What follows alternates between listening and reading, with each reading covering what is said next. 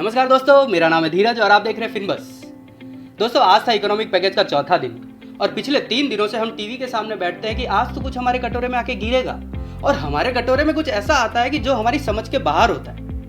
आज भी उन्होंने कुछ ऐसे सेक्टर के बारे में बात की जिनका कोरोना से कोई लेना देना ही नहीं है, जैसे कि एटॉमिक, स्पेस, डिफेंस। तो दोस्तों, आइए इस वीडियो में देखते हैं आज के इस चौथे दिन के बारे में, जो किसी चौथे से कम नहीं था।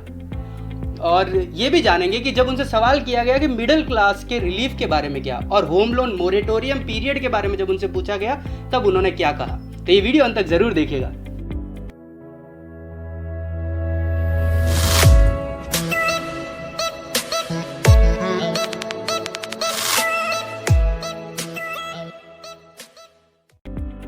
इस चैनल पे अगर आप नए हैं तो इस चैनल को सब्सक्राइब कर लीजिए और मेरे साथ जुड़ जाए इसी तरह की वीडियोस के लिए। फेसबुक पे भी हमारा पेज है, वहाँ पे लाइक कर सकते हैं, इंस्टाग्राम पे भी पेज है, वहाँ पे फॉलो कर सकते हैं। तो दोस्तों, आइए जानते हैं आज के दिन के बारे में। सबसे पहले उन्होंने बताया कोल के बारे में। कोल में गवर्नमेंट मोनोपोली अब खत्म कर दी गई है। अगर कोई कॉमर्शियल माइनिंग करना चाहता है तो वो कर सकता है, उसके लिए ऑप्शन वह जल्दी लाएगी। मिनरल्स के बारे में उन्होंने बताया कि एक्सप्लोरेशन, माइनिंग और प्रोडक्शन के लिए अभी तक अलग अलग ऑप्शन हुआ करते थे, अब इनको सारों को एक ही साथ एक ही बार में ऑप्शन किया जाएगा। माइनिंग लीज जो है वो अभी तक ट्रांसफ़र नहीं होती थी, अब उसको ट्रांसफ़र किया जाएगा, ट्रांसफ़र कर सकते हैं अब उसको। फिर डिफेंस के प्रोडक्शन में उन्होंने ये कहा कि कुछ हम वेपन्स को लिस्ट करेंगे जिसका हम लोग इंपोर्ट मना कर देंगे, वो भारत में ही प्रोड्यूस होने चाहिए। अब एक महत्वपूर्ण बात, ऑर्डिनेंस फैक्ट्री बोर्ड है जो कि वेपन्स वगैरह प्रोड्यूस करता है, तो उसको हम कॉर्पोरेटाइजेशन करेंगे। मतलब अब उसको लिस्टेड करने वाले हैं, उसके शेयर्स आप खरीद सकते हो, उस तरह से वो उसमें कैपिटल भी रेज करेंगे और उसकी और प्रोडक्शन कैपेसिटी वगैरह बढ़ाएंगे। तो ये मेक इन इंडिया कॉन्सेप्ट को और सेल्फ रिलायंट को प्रमोट करेगा। फिर FDI का, अगर डिफेंस के प्रोडक्शन में FDI का अब तक का 49% तक कोई भी बाहर का इन्वेस्टर इन्वेस्ट कर सकता था, लेकिन अब उसको 74% कर दिया है। तो अब लोग बाहर से आके डिफेंस का प्रोडक्शन इंडिया में कर सकते हैं, इंडिया के लिए। फिर सिविल एविएशन के लिए इन्होंने कहा कि भाई हवाई मार्ग है, जो हम आकाश है, आकाश में हम लोग खाली 60% ही एयर स्पेस, एयर ट्रैवल के लिए हम लोग देते थे, लेकिन अब हम और कुछ रास्ते खोलेंगे। और जैसे कि अगर आपको इस जगह से इस जगह जाना होता था, तो अगर ये कुछ रास्ता बैन है या ये यूज़ नहीं कर सकते हो आप, तो फिर आपको पूरा ऐसे घूम के जाना पड़ता था।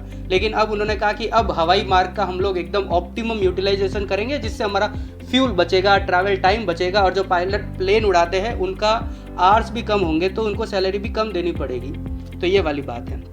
6 और एयरपोर्ट लाएंगे, और जो MRO सर्विसेज है, मतलब एयरप्लेन का मेंटेनेंस और रिपेयर सर्विस अभी तक क्या होता था, फॉरेन में जाके होता था, और यहाँ पे जो होते थे वो काफ़ी एक्सपेंसिव होते थे। तो अब उन्होंने उसके लिए भी काफ़ी कुछ सोचा है इन्होंने, और पिछले कुछ टाइम में GST भी उन्होंने इस पर 5% कर दी थी। पहले 18 थी, अब 5% कर दी थी। तो क्या है, लोग जो एयरप्लेन है वो यहीं पर ही सर्विस हो, यहीं पर ही मेनटेन हो, उसको प्रमोट करने के लिए ये ऐसा किया गया है।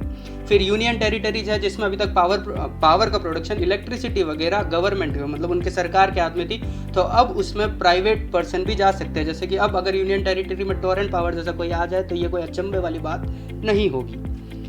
स्पेस में प्राइवेट सेक्टर को अलाउड कर दिया गया है। एलॉन मस्क के जैसे आप भी अगर कोई कंपनी खोलना चाहते हैं जो स्पेस टूरिज्म को प्रमोट, जो स्पेस टूरिज्म के सेक्टर पे काम कर रही है, तो उस तरह से इंडिया में अगर आप भी स्पेस टूरिज्म के सेक्टर में काम करना चाहते हो तो अब कर सकते हो। उसके बाद में एटॉमिक एनर्जी, उन्होंने बताया कि मेडिकल आइसोटोप्स होते हैं जो कैंसर के ट्रीटमेंट के लिए काम आते हैं, तो वो मेडिकल आइसोटोप्स का प्रोडक्शन पब्लिक प्राइवेट पार्टनरशिप में चालू करेंगे। जो कैंसर के ट्रीटमेंट के लिए होता है उसके अंदर प्राइवेट पर्सन को के साथ हम लोग इसमें काम करेंगे।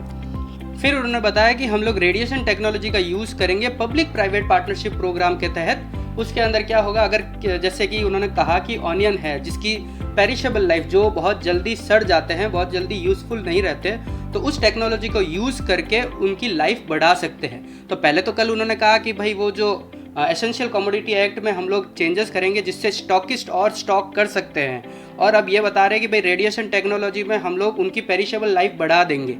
तो मतलब प्याज को अपन ज़्यादा टाइम तक स्टोर कर सकते हैं, तो अब तो और उनका स्टॉक होता ही जाएगा। अब मेरे को नहीं लगता इसका प्राइस रेगुलेशन किस तरह से होगा, आने वाले टाइम में हो सकता है प्याज, आलू, इन सब के दाम हमें बढ़ते मिले।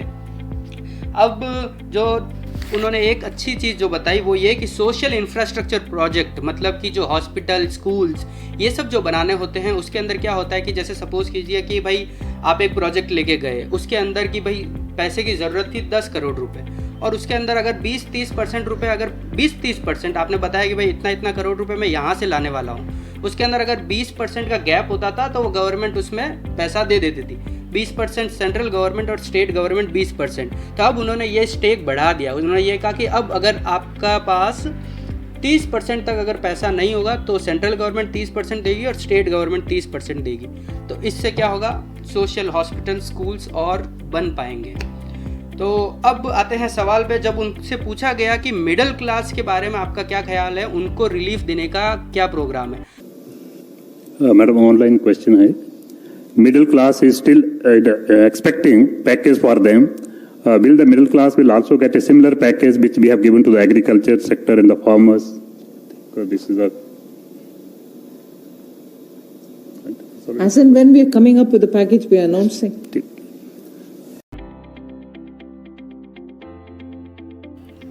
अब फिर जब उनको पूछा गया कि भाई होम लोन मोरेटोरियम का क्या, वो क्या आगे बढ़ेगा क्या नहीं बढ़ेगा, तब उन्होंने कहा ठीक है।